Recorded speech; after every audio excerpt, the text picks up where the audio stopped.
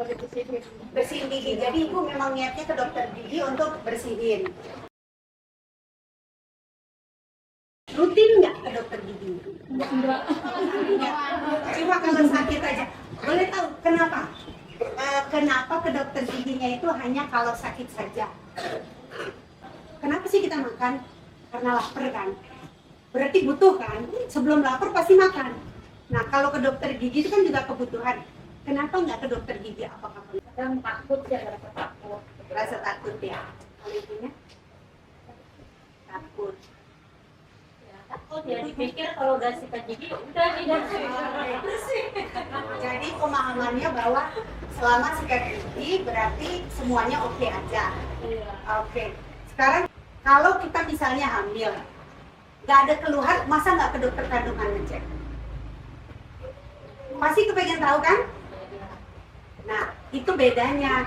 Sebenarnya apapun yang kita akan kunjungi, mau dokter umum, dokter kandungan, dokter jantung, cek kesehatan darah, pada dasarnya karena kita butuh untuk sehat kan ya. Gini, kandungan itu di dalam perut, ibu nggak bisa lihat kan. Jadi kalau pas dia sehat tumbuhnya apa enggak, ibu pasti datang ke dokter itu karena rasa penasaran. Penasaran bayiku ini sehat nggak sih? Ya kan? Pernah nggak sih ibu penasaran mulutnya ibu itu sehat apa enggak? Enggak ya. Nah kalau misalnya kita ngobrol sama orang, ada yang negur, mulutnya bau, kira-kira perasaannya ibu kayak apa? Minder. Minder ya.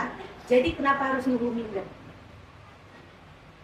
Kalau misalnya kita itu sayang sama diri sendiri, seharusnya kita itu lebih ada rasa penasaran seperti kita sayang sama bayi kita yang dalam kandungan, kita tuh sayang dengan mulut kita. Karena ternyata ya, bayi itu bisa tumbuhnya tidak sehat gara-gara mulutnya itu ada gusi yang berdarah atau ada lubang. Bisa keguguran juga, bisa susahan juga. Kalau penyakit jantung itu juga bakterinya itu adanya di dalam mulut. Pas kita sikatan, karena gusinya kita bengkak, terus robek, bakterinya masuk ke pembuluh darah, lalu beredar di darah, menyebabkan jantung. Itu sebabnya banyak hal yang terjadi di mulut itu sebenarnya mempengaruhi kesehatan kita sendiri. Nah, kalau ibu sayang anak, berarti ibu berkewajiban untuk mengajari anak kan? Siapa yang anaknya merasa sakit Semua sakit gigi. Apa yang ibu lakukan pada saat anak sakit gigi? Terus periksa. Kalau mereka waktu kecil masa pertumbuhan masih seumur-umur ini, mereka kan belum bisa sikatan. Ibu itu bantu nggak mereka sikatan?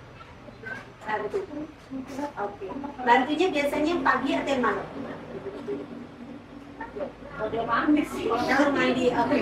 Jadi pada saat mereka mandi pagi sama mandi sore ya? Iya. Berarti waktu tidur nggak sikatan? Iya. Berarti ibu-ibunya mirip kayak anak-anaknya dong. Masa yang ngajarin salah juga. Gini, kalau misalnya kita sering dengar dokter gigi bilang sikat gigi itu 2 kali sehari. Bukan berarti pagi saat mandi sama sore saat mandi. Maksudnya 2 kali itu adalah pagi di saat bangun dan malam sebelum tidur. Alasannya sikat gigi itu apa sih sebenarnya?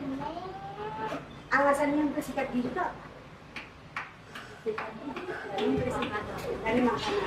Kalau ibu sikat gigi anaknya pas mandi sore, setelah mandi sore anaknya makan lagi nggak?